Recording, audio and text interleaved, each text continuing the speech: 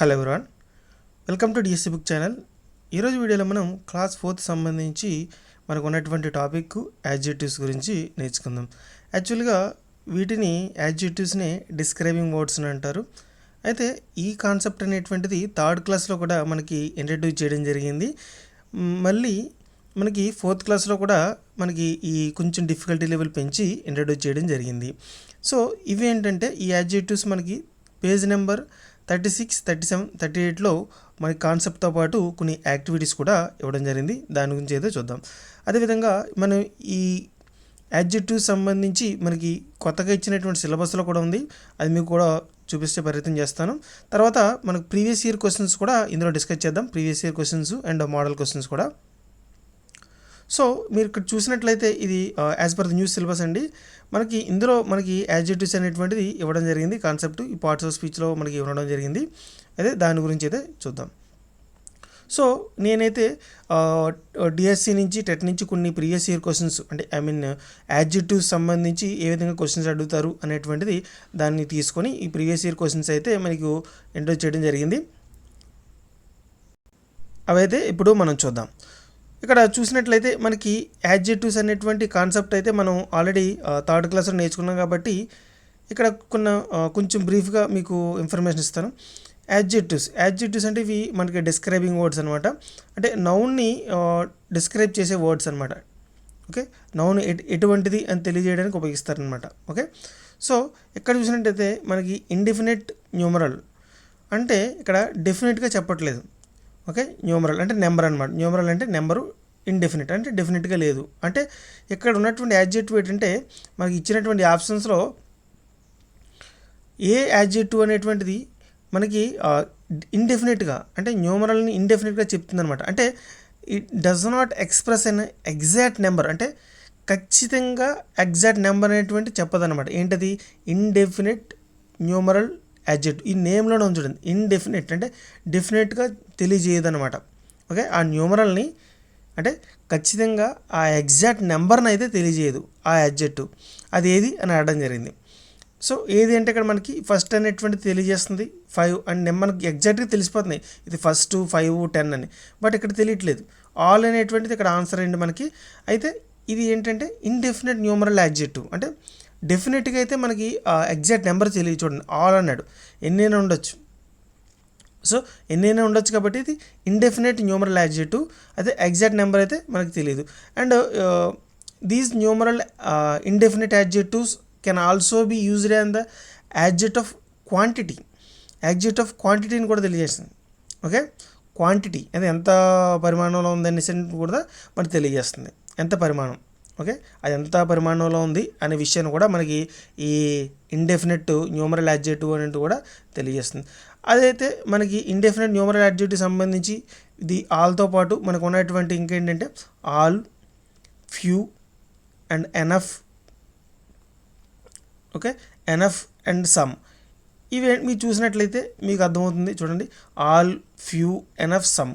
అంటే ఇక్కడ మనకు ఆల్ కానీ, ఫ్యూ కానీ, ఎనఫ్ కానీ, సమ్ కానీ ఇవంటే ఇండెఫినిట్గా అంటే ఎగ్జాక్ట్ నెంబర్ని అయితే మనకు చెప్పట్లేదు. చూసారా ఈ యాడ్జెక్టివ్స్ ఆల్ కానీ, ఫ్యూ కానీ, ఎనఫ్ కానీ, సమ్.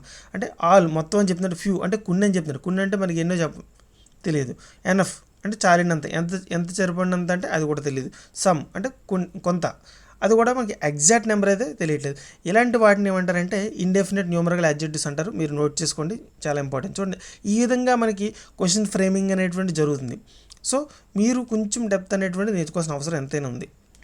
నెక్స్ట్ చూద్దాం. ఇక్కడ మనకి ఈ యాడ్జెక్టివ్ సంబంధించే కొంచెం సఫిక్స్ కూడా మనకి తెలుసుకోవాల్సిన అవసరం ఉంది. అంటే యాడ్జెక్టివ్ మనకి ఈ అంటే ఒక నౌన్ కానీ ఒక పదాన్ని కానీ చూసిన వెంటనే అది యాడ్జెక్టివా లేదంటే ప్రొనౌనా లేదంటే యాడ్వర్బా ఏంటి అనేటువంటిది ఒక దాని యొక్క పార్ట్స్ ఆఫ్ స్పీచ్ మనకి తెలియాలి అంటే కొన్ని మనకి క్లూస్ అయితే ఉన్నాయి. దాన్ని బట్టి మనం ఈ యాడ్జెక్టివ్ని అయితే గుర్తించవచ్చు. అది ఏంటంటే ఇక్కడ చూడండి, దీని ఆన్సర్ ఏబుల్. ఏబుల్ అంటే సఫిక్స్ అనమాట. అంటే ఏదైనా ఒక పదం అనమాట. ఎలాగంటే ఫర్ సపోజ్ క్యాపబుల్ చూడండి, బిఎల్ఈ. ఇక్కడ ఇది సఫిక్స్ అంటే మనకి ముందు ఉంటే ప్రిఫిక్స్ అవుద్ది, మనకి వర్డ్ ఎండింగ్లో ఉంటే అది సఫిక్స్ అవుద్ది. అంటే ఇక్కడ చూడండి బిఎల్ఈ, ఈ బిఎల్ఈ అని ఒక ఒక ఈ ఈ పదం, ఈ లెటర్స్ మనకి దేన్ని చూపిస్తాయి అంటే ఇది ఇక్కడ సఫిక్స్ని చూస్తే అదేవిధంగా యాడ్జెక్టివ్ని చూపిస్తాయి. ఓకే, క్యాపబుల్, ఓకే, అలాంటి వర్డ్లు మనకి ఈ సఫిక్స్ని బట్టి మనం అది యాడ్జెక్టివా లేదంటే నౌనా లేదంటే యాడ్వర్బా అని చూపిస్తాం. మనకి యాడ్వర్బ్ తెలుసు, ఎల్వై అనేటువంటిది ఇక్కడ సఫిక్స్గా ఉన్నట్లయితే అది యాడ్వర్బ్ అని మనకి ఈజీగా ఐడెంటిఫై చేయొచ్చు. సో ఈ విధంగా మనం కొన్ని అయితే సఫిక్సెస్ ఉన్నాయి మనకి యాడ్జెక్టివ్ని అయితే మనకి గుర్తించడానికి. అవి ఇంకా కొన్ని నీకు ఒక లిస్ట్ ఇస్తాను చూడండి. ఫుల్ ఒకటి, ఎఫ్యుఎల్ ఫుల్, ఓకే, అంటే బ్యూటిఫుల్, ఓకే, తర్వాత షేమ్ఫుల్, కేర్ఫుల్, ఇలాగ ఫుల్ అనేటువంటిది ఎండింగ్లో వచ్చినట్లయితే సఫిక్స్ అది కూడా మనకి యాడ్జెక్టివే. అండ్ ఓయుఎస్ అనేటువంటిది కూడా ఎండింగ్లో వచ్చినట్టయితే అది కూడా యాడ్జెక్టివే, అంటే కంటిన్యూస్ అలాంటివి అనమాట. నెక్స్ట్ ఐసీ అనేటువంటిది కూడా ఎండింగ్లో వచ్చినట్లయితే మనకి అది కూడా యాడ్జెక్టివే, అంటే రియలిస్టిక్, రియలిస్టిక్ అలా. లెస్ అని వచ్చినా కూడా మనకి అది కూడా యాడ్జెక్టివ్, అంటే ఫర్ ఎగ్జాంపుల్ హోప్లెస్ అనేటువంటిది. నెక్స్ట్ ఐవిఈ అని వచ్చిన కూడా మనకి యాడ్జెక్టివ్, ఫర్ ఎగ్జాంపుల్ అఫెన్సివ్ అనేటువంటి కూడా మనకి అలా వస్తాయి అనమాట. నెక్స్ట్ ఓఎస్ఈ అనేటువంటి కూడా మనకి ఆ పదాన్ని బట్టి అది యాడ్జెక్టివ్ అని చెప్పొచ్చు. ఫర్ ఎగ్జాంపుల్ వెర్బోస్, ఓఎస్ఈ అలా. ఈ విధంగా మనకి ఫుల్ కానీ, ఓకే, ఫుల్ కానీ, ఎబుల్ కానీ, ఓయుఎస్ కానీ, ఐసీ కానీ, నెక్స్ట్ ఐవిఈ కానీ, ఓఎస్సి కానీ ఇలాంటివి మనకి సఫిక్స్గా అంటే ఎండింగ్లో వర్డ్ ఎండింగ్లో కనిపించినట్లయితే అలాంటి పదాలు వాటిని ఏమంటారంటే యాడ్జెక్టివ్స్ అంటారంట. ఓకే, ఈ విధంగా మనం ఒక యాడ్జెక్టివ్ని అయితే మనం గుర్తించవచ్చు, అది గుర్తుపెట్టుకోండి. ఈ విధంగా కూడా క్వశ్చన్ అడిగారు, ఇది మనకి డిఎస్సీలో అడిగిన క్వశ్చన్ చూడండి, ఇది కూడా గుర్తుపెట్టుకోండి. నెక్స్ట్ చూద్దాం. ఇక్కడ choose the adjective that indicates క్వాంటిటీని తెలియజేసేటువంటి యాడ్జెక్టివ్ ఏదేంటి. ఇక్కడ ఫన్నీ అనేటువంటిది కాదు, హానెస్ట్ అనేటువంటి కాదు, డిఫికల్ట్ అనేటువంటిది కూడా కాదు. చూడండి, మచ్చ అనేటువంటిది మాకు క్వాంటిటీని తెలియజేస్తుంది. మనం ఆల్రెడీ చెప్పుకున్నాం ఇండెఫినెట్ న్యూమరల్ యాడ్జెక్టివ్స్ మనకి దేన్ని తెలియజేస్తాయి అనుకున్నాం, క్వాంటిటీని కూడా తెలియజేస్తాయి అనుకున్నాం. సో ఇందులో మచ్చ అనేటువంటిది క్వాంటిటీ, అంటే మనకి ఎంతో అయితే మన డెఫినెట్గా అయితే ఎగ్జాక్ట్ నెంబర్ అయితే చెప్పలేము, ఎనఫ్ లేదా much. Okay, next few, all, some ఇలాంటివన్నీ కూడా ఇండెఫినెట్ న్యూమరల్ యాడ్జెక్టివ్స్ అనమాట. సో ఇదైతే మీరు గుర్తుపెట్టుకోండి. నెక్స్ట్ ఇక్కడ మనకి 4th క్లాస్లో ఏదైతే ఇచ్చారో దాన్ని మనం ఇప్పుడు చూద్దాం. చూడండి, యాడ్జెక్టివ్స్ అనేటువంటివి ఇవి డిస్క్రైబింగ్ వర్డ్స్ అనమాట. అంటే దేన్ని డిస్క్రైబ్ చేస్తాయి అంటే నౌన్ డిస్క్రైబ్ చేస్తాయి, అంటే వివరించి చెప్తాయి అనమాట. అది ఎలాంటిది, ఓకే అని చెప్తాయి అనమాట. యంగా, ఓల్డా, ఓకే, అలాంటి పెద్దదా, చిన్నదా, కలర్ఫుల్గా ఉందా, డార్క్గా ఉందా, ఇలాంటి దాని యొక్క గుణాన్ని తెలియజేస్తుంది అనమాట. ఓకే, యాడ్జెక్టివ్ అనేటువంటిది నౌన్ యొక్క గుణాన్ని తెలియజేస్తుంది అనమాట. అందువల్ల దాన్ని డిస్క్రైబింగ్ వర్డ్స్ అంటారు. డిస్క్రైబ్ చేస్తుంది, నౌన్ డిస్క్రైబ్ చేస్తుంది కాబట్టి దాన్ని డిస్క్రైబింగ్ వర్డ్స్ అని అంటారు. సో ఇక్కడ మనకి చూడండి కొన్ని ఎగ్జాంపుల్స్ ఇవ్వడం జరిగింది. చూడండి, ట్రీ అనేటువంటిది ఏంటండి, నౌను. సో ఇది టాల్ అనేటువంటిది ఏంటండి, యాడ్జెక్టివ్. అంటే ఇక్కడ ఇచ్చినటువంటి ట్రీ అనే నౌన్ని టాల్ అనేటువంటి యాడ్జెక్టివ్ అనేటువంటిది డిస్క్రైబ్ చేస్తుంది. చూడండి, టాల్ ట్రీ, ఏ విధమైన ట్రీ, టాల్ ట్రీ, అంటే స్మాల్ ట్రీయా, టాల్ ట్రీయా, ఓకే, ఆ బిగ్ ట్రీయా, ఎలాంటి ట్రీ అనేటువంటిది మనకి ఇక్కడ తెలియజేస్తుంది కాబట్టి, అనే నౌన్ అనే ట్రీని ఇక్కడ మనకి డిస్క్రైబ్ చేస్తుంది కాబట్టి ఇక్కడ టాల్ అనేటువంటిది అది యాడ్జెక్టివ్ అనమాట. సో ఇది. నెక్స్ట్ డెన్స్ బుషెస్, అంటే దట్టమైన పొదలు అనమాట. ఇక్కడ బుషెస్ అనేటువంటిది ఏంటండి, నౌన్స్. డెన్స్ అనేటువంటిది ఏంటండి, యాడ్జెక్టివ్. అంటే ఇక్కడ డెన్స్ అనేటువంటి ఇక్కడ బుషెస్ అనేటువంటి నౌను, డెన్స్ అనేటువంటి యాడ్జెక్టివ్. ఇది ఇక్కడ ఈ నౌన్ని వివరించి చెప్తుంది అనమాట. ఓకే, డెన్స్ అనేటువంటి యాడ్జెక్టివ్ బుషెస్ అనేటువంటి నౌన్ని ఇక్కడ వివరించి చెప్తుంది. ఎలాంటి బుషెస్, డెన్స్ బుషెసా అలా అనమాట, తిన్న, తిక్క అలాంటివి అనమాట. ఓకే, అవి అనమాట. సో ఇవి మనకి డిస్క్రైబింగ్ వర్డ్స్ అనమాట. ఈ విధమైన డిస్క్రైబింగ్ వర్డ్స్ని ఏమంటారు అంటే యాడ్జెక్టివ్స్ అంటారు. ఇక్కడ మన టాలు, ఇక్కడ డెన్స్, ఈ రెండు కూడా మనకి గుర్తుపెట్టుకోండి, ఇవి యాడ్జెక్టివ్స్ అనమాట. ఓకే, అంటే ఇక్కడ సింపుల్గా చెప్పాలంటే డిస్క్రైబింగ్ వర్డ్స్ అంటే దాని యొక్క గుణాన్ని తెలియజేస్తాయి అనమాట. ఓకే, అది ఎలాంటిది, నౌన్ యొక్క గుణాన్ని తెలియజేసేవే యాడ్జెక్టివ్స్. సో అది క్లియర్.